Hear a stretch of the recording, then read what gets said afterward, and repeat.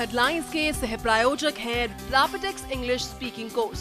मोहिनी चाय, मोहिनी पियो, खल गजिया। केश किंग आयुर्वेदिक तेल, the king of hair oil. प्रधानमंत्री मनमोहन सिंह का नरेंद्र मोदी पर बड़ा हमला, कहा मोदी पीएम बने तो होगा देश के लिए घातक। बीजेपी ने किया पलटवार, जेटली ने कहा बेमतलब थी पीएम की प्रेस कॉन्फ्रेंस।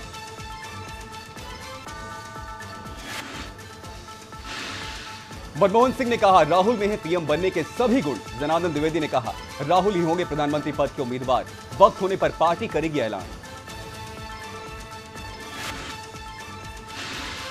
अरविंद केजरीवाल को दिल्ली में मिले मकान पर विवाद, बीजेपी ने कहा वीआईपी कल्चर बढ़ा रही है आम आदमी पार्टी। केजरीवाल की सफाई, ऑफिस के लिए होगा आधी जगह का इस्तेमाल। पेट्रोल और डीजल की कीमतों में फिर हुआ इजाफा, पेट्रोल 75 पैसे और डीजल 50 पैसे प्रति लीटर हुआ महंगा। पीएम ने आज ही कहा था विधानसभा चुनावों में महंगाई से हुई कांग्रेस की हार। और मुंबई में मंदिर में लाश मिलने से हड़कंप, एक शख्स की हत्या के बाद दीवार में चुनवाया गया था। मृतक था मंदिर का कर्मचारी।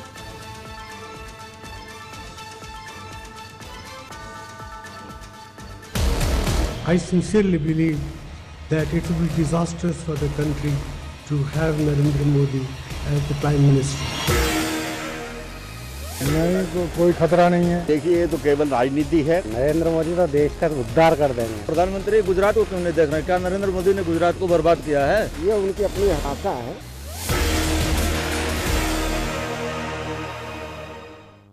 नमस्कार, आप देख रहे हैं न्यूज एक्सप्रेस, आपके साथ मैं हूं राहुल पांडे। आज देश के प्रधानमंत्री मनमोहन सिंह ने बहुत बड़ी बात कह दी। मोदी ने आज प्रेस कॉन्फ्रेंस के दौरान पत्रकारों के सवालों का जवाब देते हुए मोदी पर तीखा प्रहार किया। प्रधानमंत्री ने एक सवाल के जवाब में कहा कि अगर मोदी देश के प्रधानमंत्री बनते हैं तो यह देश के लिए बहुत घातक होगा। अब तक ओवररेटेड अर्थशास्त्री और अंडररेटेड नेता माने जाने वाले मनमोहन सिंह के इस बयान के बाद साफ हो गया है कि वो एक नेता के तौर पर बहुत परिपक्व हो गए हैं। लेकिन बड़ा सवाल यह है कि आखिर प्रधानमंत्री की बातों में कितना दम है? क्या मोदी देश के लिए घातक हैं? देखिए खास रिपोर्ट।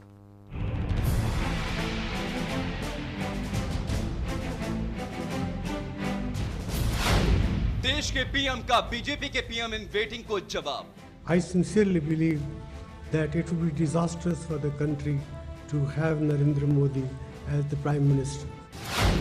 क्या नरेंद्र मोदी देश के लिए घातक है? प्रधानमंत्री का मोदी के लिए बयान इस वक्त देश में बड़ी बहस बन गया है। काफी वक्त बाद प्रधानमंत्री प्रेस कॉन्फ्रेंस में हिस्सा लेने आए थे। सारा देश उन्हें सुनना चाहता था। वो अपने कार्यकाल की 10 सालों की उपलब्धि गिनाने वाले थे, लेकिन आमतौर पर किसी पर भी हमला करने से बचने वाले मनमोहन सिंह ने बहुत बड़ी बात कह दी। नरेंद्र मोदी के नाम का जिक्र हुआ तो उन्होंने साफ कह दिया कि मोदी देश के लिए घातक है। सुनिए सवाल और फिर उसका जवाब। प्रधानमंत्री के तौर पर आपका जो है कार्यकाल अब आप पूरा करने जा रहे हैं और बैठन आप राहुल गांधी को आप इंडिकेट कर रहे हैं।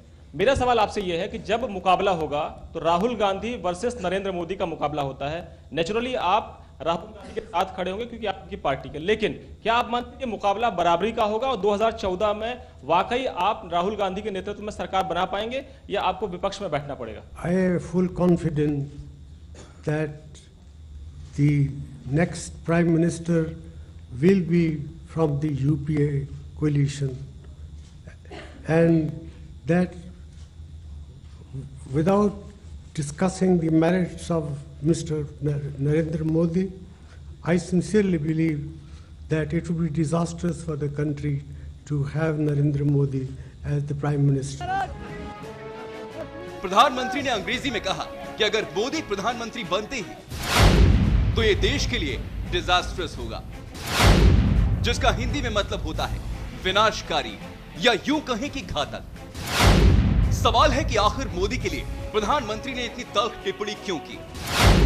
प्रधानमंत्री मनमोहन सिंह का इशारा आखिर किस ओर था? मोदी को लेकर प्रधानमंत्री से एक और सवाल किया गया, क्या मोदी का कांग्रेस मुक्त भारत का सपना पूरा होगा? सुनिए प्रधानमंत्री का जवाब। नरेंद्र मोदी का सपना कांग्रेस मुक्त भारत का साकार होगा, आपको लगता है ऐसा? I sincerely believe that what Mr. Narendra Modi is saying is not going to materialize. प्रधानमंत्री ने मोदी पर सवाल उठाए तो बीजेपी और उसकी सहयोगी पार्टी शिवसेना से रहा नहीं गया। राजनाथ सिंह और संजय राउत जवाब देने सामने आ गए। जो उन्होंने कहा कि जिस व्यक्ति के शासनकाल में दंगे हुए हैं उसको इस देश का प्रधानमंत्री नहीं होना चाहिए, तो जबकि 2002 में जो कुछ भी वहां पर हुआ दुर्भाग्यपूर्ण था, दुखद था, इसमें कहीं दो मत नहीं है। लेकिन जब एसआईटी ने क्लीन चिट दे दी है, कोर्ट ने क्लीन चिट दे दी है, उसके बाद प्राइम मिनिस्टर के द्वारा इस प्रकार का स्टेटमेंट देना यह बहुत ही दुर्भाग्यपूर्ण है और प्राइम मिनिस्टर के इस स्टेटमेंट को मैं कंडेम करता हूं, मैं इसकी निंदा करता हूं। अहमदाबाद के रास्तों पे कतलाम की बात प्रधानमंत्री ने की है। अगर मोदी प्रधानमंत्री बने तो देश बर्बाद होगा। तो आपके कार्यकाल में देश कौन सा आबाद हुआ है? और कत्ल की बात अगर हम करें तो आपके ही कार्यकाल में अभी मुजफ्फरनगर में क्या हुआ? कत्ल आम हुआ है। इंदिरा गांधी की हत्या के बाद दिल्ली के रास्ते पे क्या हुआ, सड़क पे क्या हुआ था, उस बारे में अब तक आपने जवाब नहीं दिया है।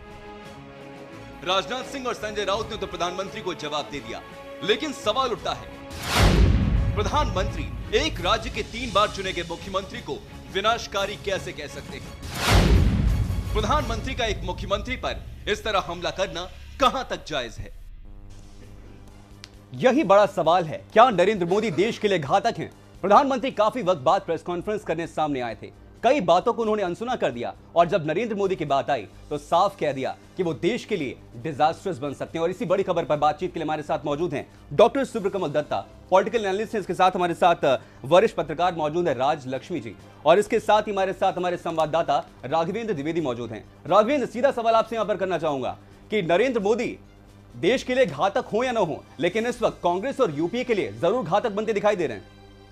निश्चित तौर पर अगर आप देखें प्रधानमंत्री के बयान में तो कहीं ना कहीं वो पीड़ा झलकती है, क्योंकि मोदी इफेक्ट विधानसभा चुनावों में दिख चुका है। कांग्रेस को यह अंदेशा है और डर सता रहा है कि आने वाले लोकसभा चुनाव में मोदी की लहर में कहीं ना कहीं बहुत ज़्यादा नुकसान कांग्रेस को ना उठाना पड़े, और इसलिए अपनी छवि को डैमेज कंट्रोल करने के लिए जो आज तमाम बातें उन्होंने प्रेस कॉन्फ्रेंस में कही।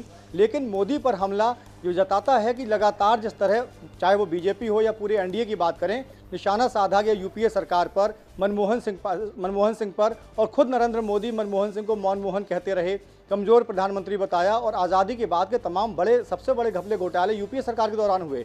तो अपनी छवि को दुरुस्त करने की कोशिश एक तरफ मनमोहन सिंह कर रहे हैं, दूसरी तरफ एक बड़ा हमला कर रहे हैं नरेंद्र मोदी पर। तो एक तीर से 2 निशाने वो जरूर साध रहे हैं। लेकिन आप ये देखिए कि जिस तरह आपने जिक्र किया कि लगातार 3 बार चुनाव जीतना, और वहाँ अगर गोधरा के बाद की तस्वीर देखें गुजरात में तो बहुत सारी चीज़ें बेहतर भी हुई हैं। तो लगातार ये कहना मौत का सौदागर शब्द इस्तेमाल किया था। यही बड़ा सवाल है। राज लक्ष्मी जी, आपसे सवाल करना चाहूंगा यहाँ पर, नरेंद्र मोदी 3 बार गुजरात के मुख्यमंत्री चुनकर आए हैं, जनता ने उनको पसंद किया है। गुजरात में दंगे वो अलग बात है, लेकिन प्रधानमंत्री जो सबसे बड़े संवैधानिक पद पर बैठे जो कोई शख्स हैं, वो इस तरह की बयानबाजी करें, वो भी प्रेस कॉन्फ्रेंस में, कहां तक जायज है? वो एक मतलब राजनीतिक पॉइंट बना रहे थे, वो एक पॉलिटिकल पॉइंट एस्टैब्लिश कर रहे थे अपनी तरफ से, कांग्रेस पार्टी की तरफ से, कि वो डिजास्टर्स हो सकते हैं। शायद उनका इस तरीके का कहना जायज़ था या जो नाजायज़ था, ये इस पर मैं नहीं जाऊंगी। पर खुद उनके जो कार्यकाल में, जैसे वो जो शिवसेना के जो प्रभारी उन्होंने बताया, क्या वो कम डिजास्टर्स था, क्या कम घातक था? ये तो इतनी ज़्यादा जो आम आदमी पर जो मुसीबतें आई हैं, जो मनमोहन सिंह सरकार में, यूपीए 1 में फिर भी ठीक था क्योंकि उस टाइम वाम दलों का थोड़ा सा दबाव था, पर यूपीए 2 में आके इन्होंने जो ग्रोथ के नाम पे जो इतनी कटौती की, सारे सोशल सेक्टर एक्सपेंडिचर्स में इतनी कटौती करके लोगों पर इतना जो है ज़बरदस्त दबाव डाला कि और अब कह रहे हैं कि मतलब इन्फ्लेशन को वो मान रहे हैं कि हाँ इन्फ्लेशन हमारे दौर में बहुत बड़ा है, पर आप साथ साथ जो है ग्लोबल फोर्सेस पर आप वो कर रहे हैं, आप कह रहे हैं कि जो है महंगाई बढ़ी है वो ग्लोबल एनवायरनमेंट की वजह से बढ़ी है। पर सवाल उठता है कि मनमोहन सिंह जी भी फाइनेंस मिनिस्टर थे 91 के दशक में, जब ये सारा ग्लोबल के साथ, हमें ग्लोबल एनवायरनमेंट के साथ, ग्लोबल इकोनॉमी के साथ इंटीग्रेट करना है, इसको लेके इन्होंने ये सारा पहल किया, और अब अब जो है उन्हीं नीतियों के ही बल पे ये सारा जो हो रहा है। अब इसको कह के कि ये अब इन्फ्लेशन हो रहा है, पर हम कुछ नहीं कर सकते इसके बारे में, इन्फ्लेशन है और जो है अनएम्प्लॉयमेंट है। जी, यहाँ पर सवाल नरेंद्र मोदी के इर्द गिर्द घूम रहा है। डॉक्टर सुब्रकमल दत्ता हमारे साथ जुड़े हैं। डॉक्टर दत्ता, नरेंद्र मोदी को एसआईटी की तरफ से क्लीन चिट मिल चुकी है, नरेंद्र मोदी को सुप्रीम कोर्ट की तरफ से क्लीन चिट मिल चुकी है, और उसके बावजूद प्रधानमंत्री मनमोहन सिंह कहते हैं कि अगर वो प्रधानमंत्री बने तो देश के लिए डिजास्टर्स होगा। ये कहां तक ठीक है? मैं समझता हूं कि हमारे देश में प्रधानमंत्री का पद सबसे ऊंचा पद होता है, और ऊंचा पद होने के नाते प्रधानमंत्री जी को विश्व पितामह वाला रोल अपनाना चाहिए, सबको लेके चलना चाहिए, और ऐसा टिप्पणी करना शोभा नहीं देता है देश के प्रधानमंत्री को, और वो भी किसी के प्रदेश के मुख्यमंत्री के बारे में, क्योंकि मुख्यमंत्री जो होते हैं वो प्रधानमंत्री के पद के हिसाब से छोटे बच्चे की तरह होते हैं। अगर हम लोग पूरे भारत का आकलन करें तो प्रधानमंत्री का पद का मैं कहूँगा कि मादर वाला कुर्सी है, और बाकी जितने हैं सिबलिंग वाला हिसाब किताब है, तो इसलिए उतना उदारता दिखाने की आवश्यकता होती है। दूसरी बात यहाँ पे आती है कि प्रधानमंत्री के कार्यकाल कौन सा सुनहरा सूरज की तरह रहा है हमारे देश में। हमारे देश में जिस चरम सीमा पे महंगाई है, बेरोजगारी है, भ्रष्टाचार है, और पिछले 5 साल में जिस तरह से बढ़ा है ये सब चीज़ें, मैं तो समझता हूँ कि हिंदुस्तान के इकोनॉमी के लिए प्रधानमंत्री का कार्यकाल एक तरह से घातक रहा है, और हमारे देश में इकोनॉमी के लिए शायद प्रधानमंत्री जी का टेन्योर, इतने बड़े अर्थशास्त्री हैं और इतने विद्या और मतलब कि इतना सम्मान उन्होंने पूरे दुनिया में उनको मिला है अर्थशास्त्र इकोनॉमिक्स के लिए, और इतने मशहूर अर्थशास्त्री हैं, उसके बाद भी अगर महंगाई को रोक नहीं पाए हैं। डॉक्टर दत्ता, सवाल यही है कि यूपीए 2 को 10 साल होने को हैं और उनको कार्यकाल की उपलब्धियां गिनानी थी, कई बड़ी बातें करनी थी, उन्होंने सरकार की नाकामियों की तो बात की, लेकिन बड़ा सवाल यही है कि क्या यूपीए 2 की नाकामियां बड़ी हैं या फिर मोदी पर लगे दाग? नहीं, मैं समझता हूं कि यूपीए की उपलब्धि की जहां बात कहें तो मैं समझता हूं कि उपलब्धि कौन सी उपलब्धि, जितने सारी उपलब्धि अगर मैं गिनाता हूं, चाहे वो आपके आरटीआई हो, चाहे आपका नरेगा हो, चाहे आपका फूड सिक्योरिटी बिल हो, ये तमाम जितने सारे उपलब्धि हैं, ये सब उपलब्धि इसलिए हुई है क्योंकि कांग्रेस की राष्ट्रीय अध्यक्षा इसके पीछे रही है, और उनके चलते ये सब उपलब्धि यूपीए 2 के कार्यकाल में और या फिर यूपीए 1 के कार्यकाल में गिनाया जा सकता है। मनमोहन जी की अगर उपलब्धि की अगर बात करें तो मनमोहन जी की उपलब्धि तो है भ्रष्टाचार, देश में इतना चरम सीमा पे हुआ है, कोलगेट हुआ है, 2G हुआ है, CWG हुआ है, महंगाई चरम सीमा पे है, तो ये जितने सारी चीज़ें हैं ये मतलब कि उपलब्धि के हिसाब से गिना सकते हैं। सवाल यहाँ पे आखिर आता है कि जब एसआईटी ने जब क्लीन चिट दिया है नरेंद्र मोदी को, सुप्रीम कोर्ट ने दिया है, सीबीआई ने खुद कहा है कि किसी तरह का सबूत नहीं है, मैं सैद्धांतिक रूप से भारतीय जनता पार्टी के या फिर नरेंद्र मोदी जी का जो एक आइडियोलॉजिकल जो एक पॉलिटिक्स है उसके विरोध में हूँ, क्योंकि मैं समझता हूँ कि भारत एक उदार देश है और यहाँ पे धर्म और जात पात की राजनीति नहीं होनी चाहिए, और मजहब के नाम पे, धर्म के नाम पे जिस तरह से भारतीय जनता पार्टी राजनीति करती है वो देश के लिए घातक है।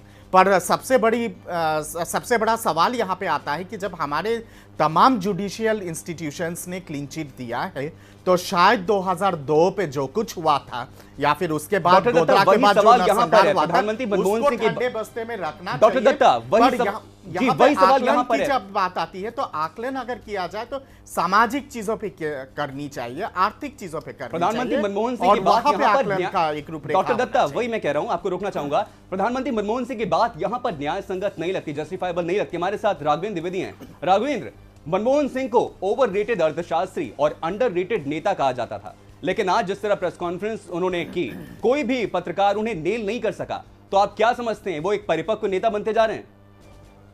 देखिए, मौका और माहौल की बात है, चुनावी मोड में देश है, जनता है और लोकसभा चुनाव बहुत नजदीक है, तो ऐसे में अब तक आप देखिए 10 साल में मनमोहन सिंह ने कितनी प्रेस कॉन्फ्रेंस, तीसरा चौथा मौका था ये, तो ऐसे में अब वो भी चाह रहे हैं कि अपनी जो नाकामियां रही हैं, आज उन्होंने 3 नाकामियां भी गिनाई, उपलब्धियों पर अपनी पीठ भी थपथपाई और कहीं ना कहीं सियासी हमला भी बोला और मोदी पर बोला, क्योंकि मोदी से ही कांग्रेस को सबसे बड़ा खतरा है। तो चुनावी मोड है, चुनावी माहौल है, और ऐसे में मनमोहन सिंह भी समझ रहे हैं कि यही वक्त है जब हम और ज़्यादा निखर के और भर के जनता के सामने आए, नहीं तो अब शायद जितना डैमेज हो चुका है उसको कंट्रोल करना अभी भी बहुत मुश्किल होगा, क्योंकि एक प्रेस कॉन्फ्रेंस करने से ना तो यूपीए 2 के घपले घोटालों पर पर्दा पड़ जाएगा और ना ही जो छवि दागदार हुई है वो सही दुरुस्त हो पाएगी। लेकिन कोशिश की जा रही है कांग्रेस की तरफ से, सरकार की तरफ से, तो ये इसमें भी अपनी सियासत है और जो हमला बोला गया उसमें भी ये पूरा मामला सियासत से जुड़ा है। राजलक्ष्मी जी हमारे साथ मौजूद है। राजलक्ष्मी जी, एक सवाल यहाँ पर आपसे करना चाहूंगा कि प्रधानमंत्री मनमोहन सिंह से जब सवाल किया गया कि वो देश के सामने कमजोर प्रधानमंत्री के रूप में उभरकर सामने आए हैं, इसके जवाब में उन्होंने कहा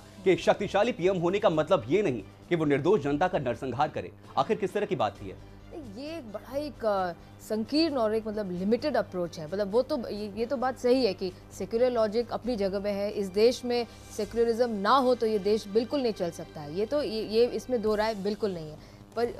पर यह सवाल उठता है कि सिर्फ सेक्युलर लॉजिक दे के आप अपनी बाकी सारी जो आर्थिक लेवल पर जो आप कर रहे हैं, जो नाकामियां है, जिससे आम जनता पर इतना बड़ा बोझ आन पड़ा है, इस पे आप अपनी आंखें बिल्कुल मूंद के चलिए और कहें कि भाई हमें लोग आप जो है वोट दीजिए क्योंकि हम इस देश को सेक्युलर बनाए रखना चाहते हैं ना। और जहाँ तक मोदी जी का सवाल है, उनके बीजेपी और कांग्रेस के बीच में आर्थिक नीतियों का जहाँ तक सवाल है, इसमें कोई फर्क नहीं है। दोनों पार्टियां ही एक ही लेवल पर है। तो जहाँ तक घातक होने का सवाल है, क्योंकि अगर जो है नरेंद्र मोदी अगर पीएम जो है बनते भी हैं, जहाँ तक बात सेक्युलरिज्म की है तो यूपीए 2 के 10 साल के पूरे यूपीए के 10 साल के शासनकाल में भी बहुत सारे दंगे हुए। मुजफ्फरनगर दंगा हो, असम के दंगे और भी कई जगह दंगे हुए और कई जगह आतंकवादी घटनाएं भी हुई। बड़ा सवाल यही है कि प्रधानमंत्री को क्या इस तरह की बयानबाजी करनी चाहिए थी? क्या उन्हें बोलना चाहिए था कि नरेंद्र मोदी देश के लिए घातक हो सकते हैं? इस बड़ी खबर पर यह चर्चा हमारी लगातार जारी है। यहां रुकेंगे एक छोटे से ब्रेक के लिए, जल्द वापस लौटते हैं। I sincerely believe that it will be disastrous for the country to have Narendra Modi as the Prime Minister. नहीं तो कोई खतरा नहीं है। देखिए ये तो केवल राजनीति है। नरेंद्र मोदी तो देश का उद्धार कर देंगे। प्रधानमंत्री गुजरात को क्यों नहीं देख रहे? क्या नरेंद्र मोदी ने गुजरात को बर्बाद किया है? ये उनकी अपनी आशा है।